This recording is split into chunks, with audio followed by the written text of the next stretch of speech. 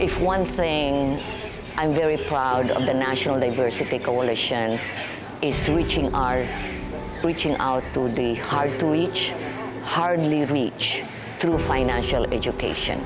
I cannot emphasize enough that if you are not financially educated, start now.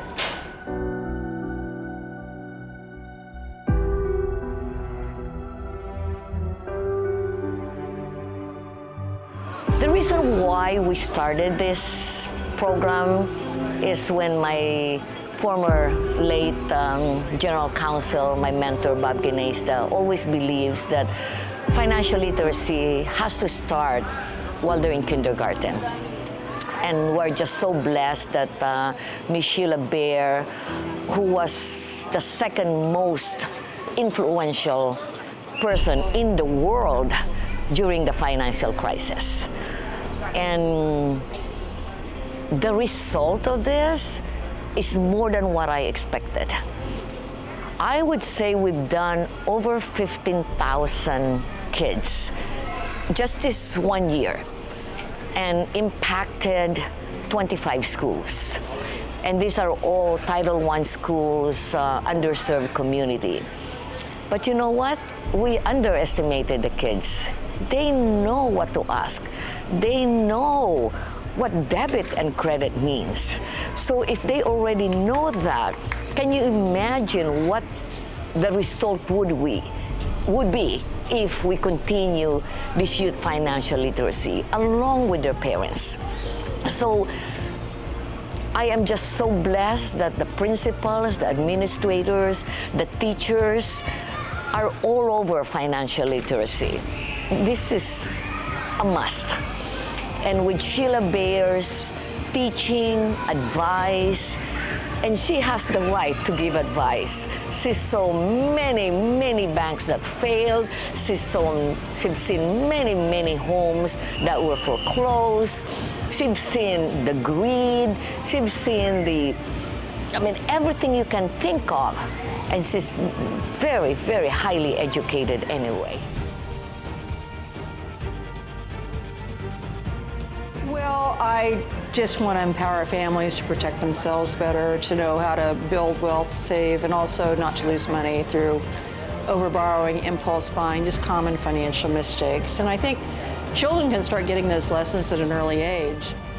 So financial literacy is important for all of us to understand how money works, why money matters, but I think it's critical that we give it to our students in elementary so we give them a good foundation to build upon. If we wait till high school, college, it's too late. So let's give it to them now so they can wrap their minds around money and the information that we have for them so they can have successful lives moving forward. So next time you go to the bank, look for a sign that says FDIC insured. All banks are required to display that. And that's very important, because banks are a really safe place to keep your money. Oh, the storytelling was very impactful. It connected with the students. It was at their level. The stories, the borrowing,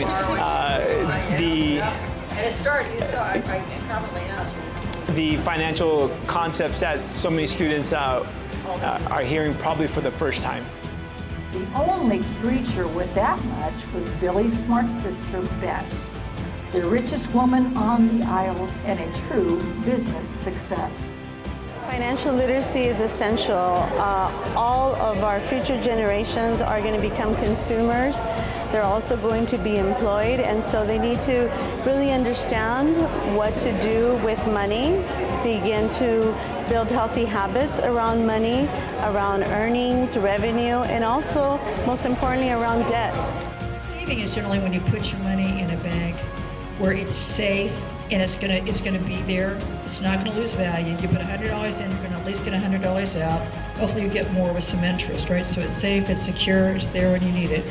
That's savings, and that pays interest, and interest can compound.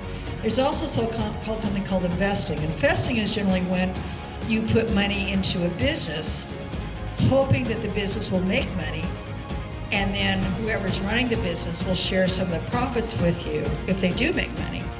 But with investing, you can also lose money. Unlike a bank account, you can't lose the money. It's there, it's safe, it's going to maintain its value. With investing in a business, you can lose money. So if the business does well, you'll do well, you'll make money, but if the business loses money but doesn't do well, you can lose your investment too. We invite our author, Sheila Bair, to come, and she's the former chair of the FDIC. And we're blessed to have her. She wrote a series of children's books, creative, poetic, they rhyme, and they attract the children. And what we'd like to do ultimately is change the trajectory of the financial condition of our families in our communities that are low, moderate income. Again, not speaking down to anybody, but to raise the level of awareness and education and literacy and empowerment. And so ultimately, we want our young scholars to be money smart. And that's why we're here. And this is a movement. This is not just an event, a one-off. We're having a movement to educate our children and to invite their families into this movement that we have. Thank you so much for all our volunteers, our sponsors from Mechanics Bank, Amqua Bank, Bank of Hope, Omni Bank, and many more. All of you guys are great. Thank you so much. Oh, well, you got to get them while they're young, right? I think, creating those habits early on is only going to benefit them throughout their lives. I personally want to thank Ms. Sheila Bair.